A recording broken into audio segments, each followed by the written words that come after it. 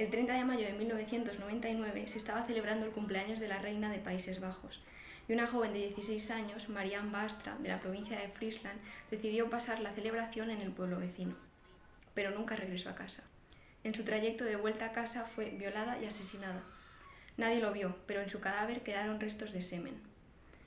Desgraciadamente, el ADN localizado en estos restos de semen no coincidía con el ADN de ninguno de los criminales registrados hasta entonces en la base de datos de ADN nacional, ya que apenas se había iniciado 2 años antes y todavía tenía pocos registros. Asimismo, se testaron a varios sospechosos y tampoco su perfil de ADN coincidía con el encontrado en el semen. Para finales de ese año se habían llegado a testar a 150 sospechosos sin éxito alguno. En el transcurso de la investigación se generó un gran revuelo porque la escena del crimen se situaba cerca de un centro de asilo político, lo que llevó a los ciudadanos locales a empezar a acusar como culpables a los hombres que residían en ese asilo. Ante esta situación, se decidió analizar ilegalmente los STR presentes en el cromosoma Y del ADN del semen, para determinar de esta forma el origen del culpable que había dejado esa muestra de semen en el cadáver. No te preocupes, que en pocos minutos entenderás qué es esto de los STR. Tras comparar los resultados con distintas bases de datos, se pudo concluir que los ancestros masculinos del asesino procedían del noroeste de Europa. Con estos resultados, el revuelo se calmó, sin embargo el caso quedó congelado sin poder avanzar en ninguna dirección. Bienvenido a un nuevo vídeo del canal Glutámica. Si quieres saber cómo el análisis genético permitió resolver este caso y entender las bases de la genética forense, quédate a ver este vídeo. Volviendo al caso de Marianne Bastra, las modificaciones legales al respecto de la genética forense permitieron reabrir el caso años más tarde. Ahora la ley sí permitía que a partir del análisis del ADN se infiriese el linaje biogeográfico de la persona a la que pertenecía ese ADN. Así, en 2012 se buscó nuevamente en las bases de datos de ADN de criminales un perfil de ADN autosómico que coincidiese con el encontrado en el semen, con la finalidad de encontrar a familiares del culpable. Para este momento las bases de datos ya habían crecido en número de registros y esto permitió encontrar a 121 hombres que tenían un perfil de ADN autosómico similar al localizado en el semen. Estos 121 hombres, junto a otros tantos escogidos por tener apellidos locales o a otros que simplemente vivían en la zona o habían nacido en la zona, se les decidió aplicar un análisis extra, un análisis del cromosoma Y. Sin embargo, no se encontraron coincidencias. En circunstancias especiales, la ley también permite analizar de forma masiva el ADN de voluntarios locales. ¿De qué sirve esto? Pensarás, no va a ir el propio asesino a presentar su ADN para que lo analicen y generar así una prueba que lo incrimine. Y efectivamente no fue así. Sin embargo, el análisis de los STR del cromosoma Y no solamente permite encontrar el origen biogeográfico de los ancestros del sujeto al que pertenece ese ADN, como hemos visto que se utilizó en un principio para rebajar el revuelo social, sino que también permite identificar el linaje de los varones ancestros de ese mismo sujeto, como más adelante vas a entender en este vídeo. Tras este screening masivo, se identificaron 2 sujetos cuyo perfil de STR del cromosoma Y coincidía con el perfil del ADN encontrado en el semen. Sin embargo, ninguno de estos 2 era el culpable, ya que el resto del perfil genético no coincidía. Aún así, este nuevo hallazgo servía para confirmar la procedencia local del culpable. A partir de estos 2 sujetos, que se había comprobado entonces que pertenecían al linaje paterno del culpable, se empezó a hacer un análisis genealógico con la intención de buscar a más hombres parientes del culpable. Todos estos serán citados voluntariamente para que se realizase el análisis de ADN también de los STR del cromosoma Y en ellos. Nuevamente no se esperaba que el culpable acudiese, pero lo que se estaba buscando era generar una red de parientes masculinos del culpable para de esta forma acabar llegando a él. Hasta este momento lo que se estaban analizando eran STR del cromosoma Y que lo único que permitían identificar era a familiares, ya fuesen más cercanos o más lejanos, sin poder definir justamente esa cercanía en el parentesco con el culpable.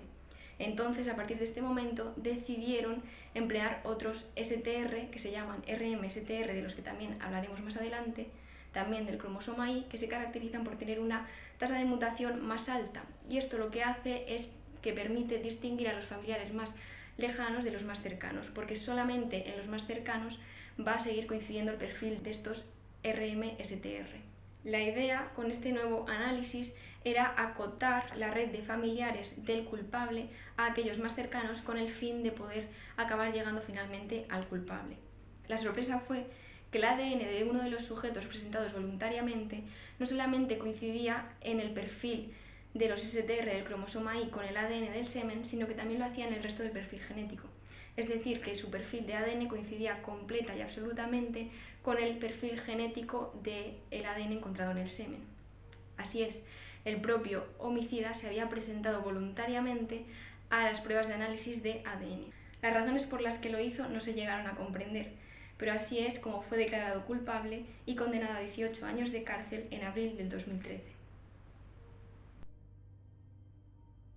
La revisión de la revista Nature, titulada Evidencia codificada, ADN en el análisis forense y publicada en 2004, comienza diciendo: Sherlock Holmes dijo: «Para mí lleva tiempo siendo un axioma el hecho de que las pequeñas cosas son infinitamente las más importantes.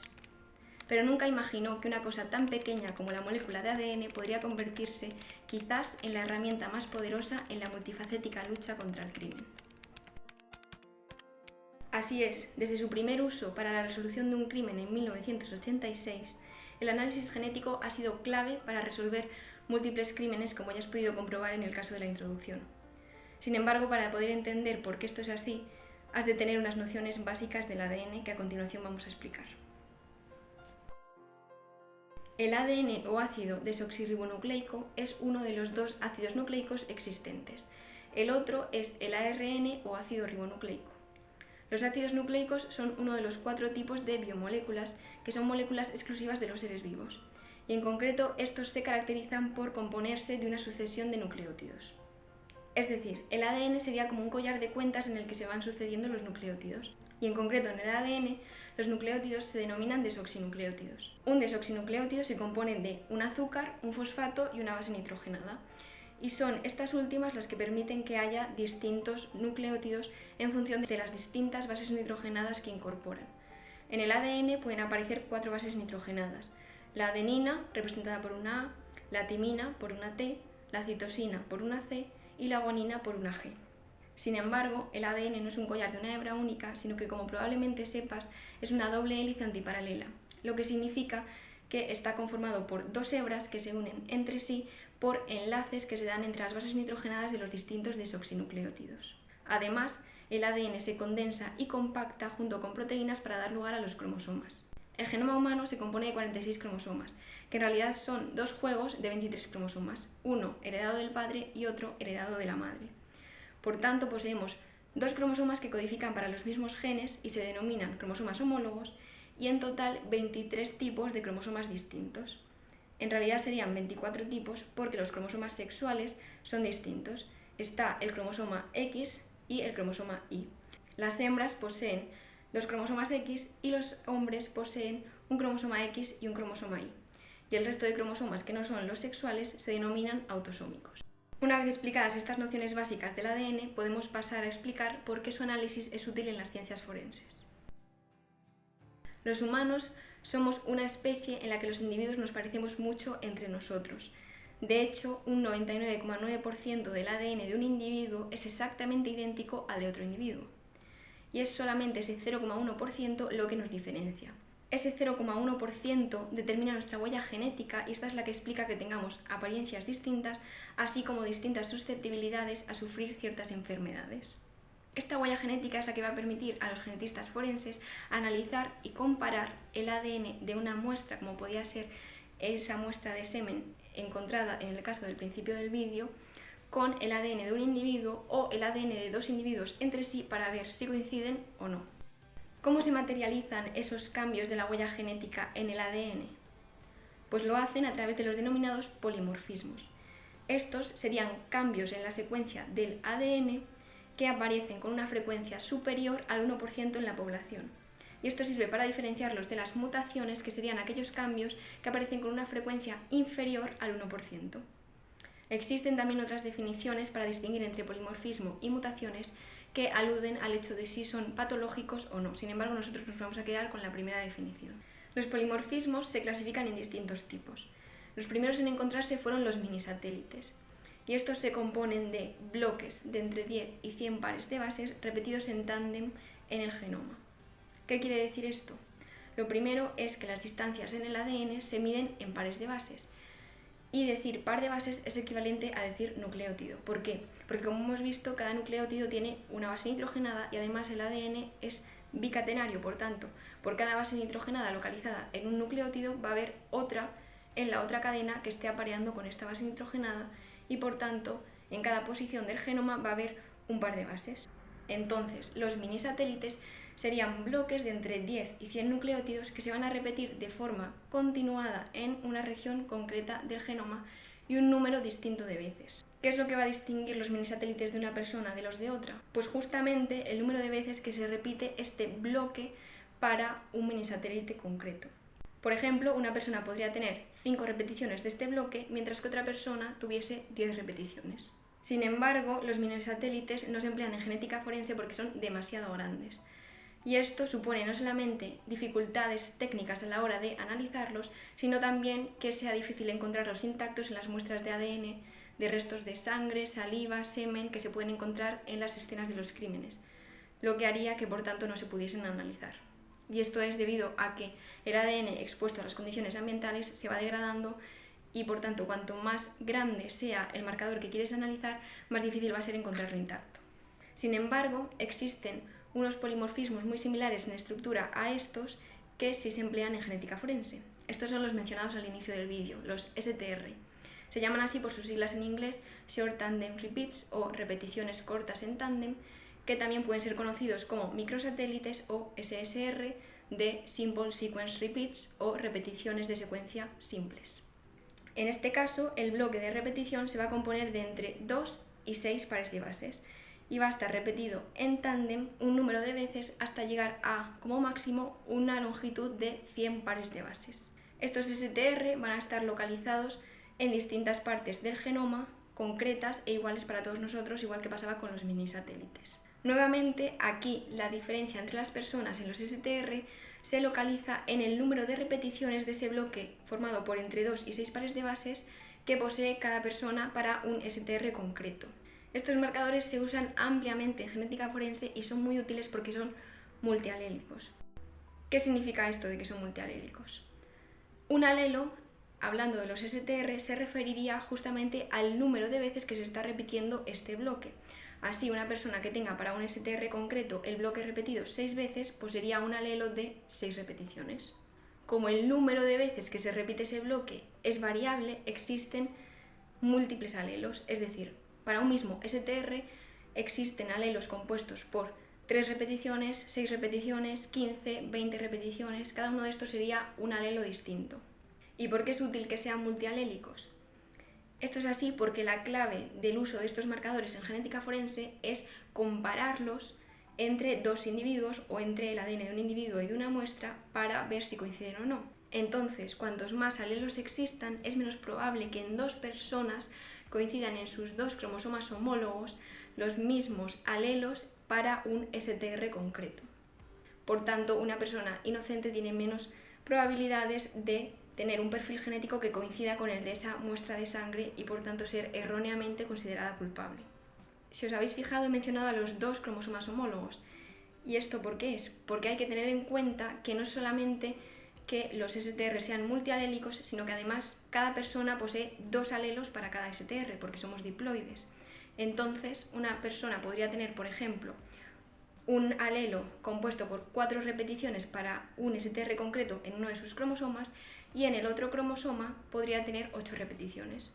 Mientras que otra persona podría tener también un alelo de 4 repeticiones y otro de 6 repeticiones. Entonces, como veis, estas 2 personas podrían diferenciarse porque no tendrían sus 2 alelos iguales. Por tanto, la variabilidad proporcionada por el hecho de que sean marcadores multialélicos, hay que añadir la variabilidad asociada a que somos diploides. Pero aún así, la variabilidad correspondiente al análisis de un solo STR es demasiado poca como para que las probabilidades de que 2 personas tengan el mismo perfil para ese STR concreto sean suficientemente bajas.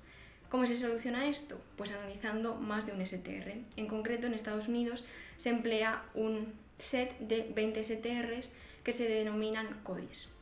Así, la probabilidad de que 2 personas tengan este perfil de STRs completos exactamente igual es ínfima. Esto permite que si encontramos que las coincidencias en el perfil de STR del ADN encontrando una mancha de sangre con el de un sujeto sospechoso es equivalente, las probabilidades de que este sujeto sea el poseedor de esta sangre son muy altas.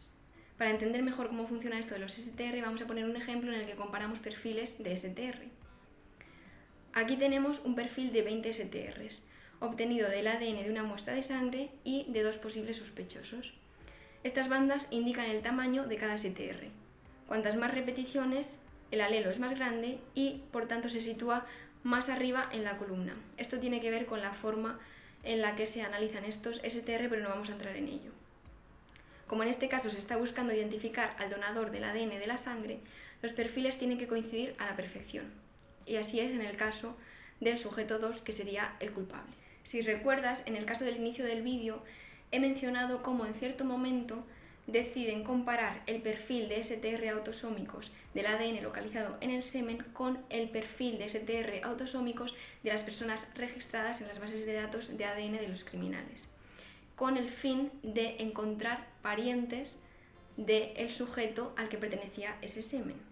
Y estos parientes eran cercanos.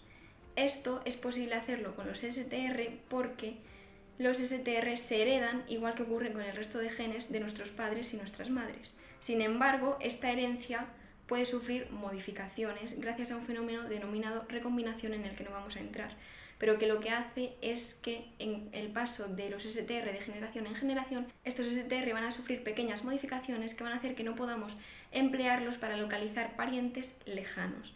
Esto es porque si nos retraemos muchas generaciones atrás en el estudio de los STR, estos van a ser demasiado distintos como para poder establecer el parentesco, debido a esos pequeños cambios que se van dando generación tras generación. Esta característica de los STR autosómicos es lo que permite emplearlos en las pruebas de paternidad.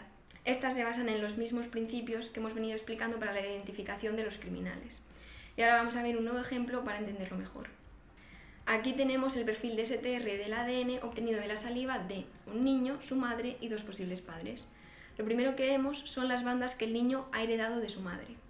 Después, comparando el resto de bandas con las de los posibles padres, se ve que el que presenta mayores coincidencias es el sujeto 1, y este sería, por tanto, el padre. Estas relaciones de parentesco cercano son las que permiten determinar los STR autosómicos. Sin embargo, con los STR del cromosoma Y se pueden encontrar parentescos por línea paterna de muchas generaciones atrás, y claro está, solamente en los hombres, que son los que poseen el cromosoma Y. ¿A qué se debe esto? Pues se debe a que el fenómeno de recombinación que hemos mencionado, que es el que causa ese cambio en los STR autosómicos a lo largo de las generaciones, no se da en ciertas regiones de los cromosomas sexuales, que son los cromosomas X e Y. Y por tanto, el perfil de STR se va a mantener constante a lo largo de muchas más generaciones en el caso de los STR del cromosoma Y que en el caso de los STR autosómicos. Podemos retraernos muchas generaciones atrás y seguir encontrando un perfil de STR idéntico en el cromosoma Y. Si recuerdas, esto lo emplearon en el caso que te he explicado al inicio para generar esa gran red de familiares del culpable. Sin embargo, si has prestado suficiente atención, también vas a recordar que en cierto momento usaron los STR del cromosoma Y para otra cosa, justamente para lo contrario, para acotar toda esa red de familiares a los más cercanos al culpable. ¿Y cómo es esto posible? Pues es posible porque existen otros STR en el cromosoma Y que tienen la característica de mutar muy rápidamente, tienen altas tasas de mutación, lo que hace que, aunque no recombinen, sí que van a estar mutando y por tanto van a estar cambiando un poquito de generación en generación, y si nos retraemos muchas generaciones atrás ya no vamos a encontrar esa identidad en el perfil de estos STR concretos que se denominan RMSTR, y este nombre viene de las siglas Rapidly Mutating, es decir, que mutan muy rápido. Hasta aquí lo que os quiero contar sobre los STR o microsatélites. Sin embargo, los mini y microsatélites no son el único tipo de polimorfismos existentes en el genoma humano. Pero para no hacer más largo este vídeo voy a dejarlo aquí, y en un próximo vídeo continuaré hablando de otro tipo de polimorfismos y sus utilidades en la genética forense. Así que hasta aquí el vídeo de hoy, espero que te haya gustado, te espero en la segunda parte de este vídeo y muchas gracias por verme.